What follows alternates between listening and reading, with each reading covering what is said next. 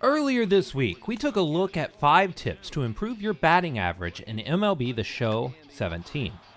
You guys are amazing, and several of you commented with some more great tips, and you should keep adding those. We also got some great feedback on the OS front page. You can check out that video on our channel if you haven't already. Now today, we're looking at pitching. Today's video is based off an article written by Kevin Scott on the Operation Sports homepage. In this video, we're going to look at some tips to improve your pitching in MLB The Show 17 to lower those ERAs while sending batters to the dugout in tears. Okay, let's get to it. The first tip we're talking about today is picking a view. This is overlooked and hugely important. Which do you prefer? I'm a broadcast behind the back person myself. Some people like catcher view, some people like catcher, zoom, fisheye, etc. There's a variety to choose from. Pick the one you like the best. It helps, I promise. Like in the hitting tutorial, the second tip is also pretty much common sense, but find an interface you can work with. MLB The Show offers you 4 different options. In my opinion, there is no right or wrong answer to this debate. Personally, I'm a meter guy. I always have been and always probably will be a meter guy. I like the timing-based aspect of it all, and it just works for me. However, you may find you like classic pitching, pulse, or analog pitching better.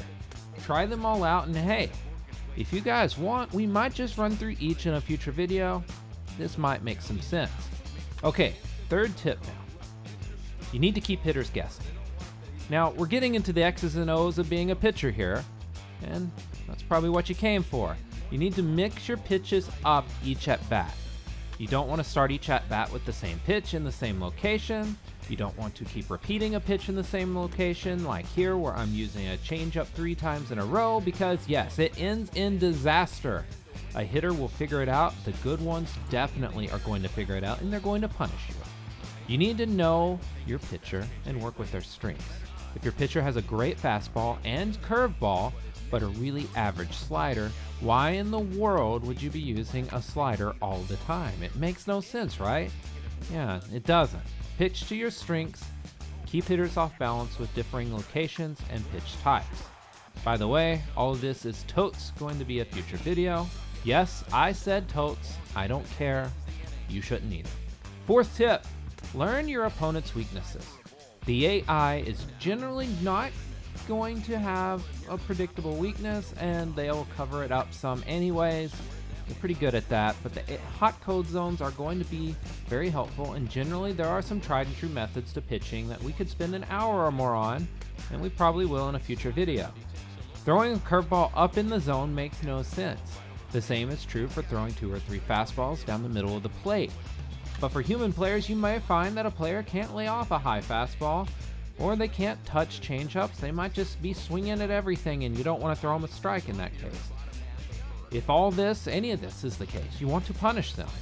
Punish them with nightmares of your pitcher gloating at their misery, because it's what baseball is about after all, crying. This is just the beginning of our looks at tips to improve your pitching in MLB The Show. Kevin has several more tips on Operation Sports, and you should check out his article for more. It's linked in the comments below. Now, next step for you, hit that subscribe button. Hit it. Subscribe. Do it. Subscribe now. I'm waiting until you hit it. Okay, thank you. We'll see you next time.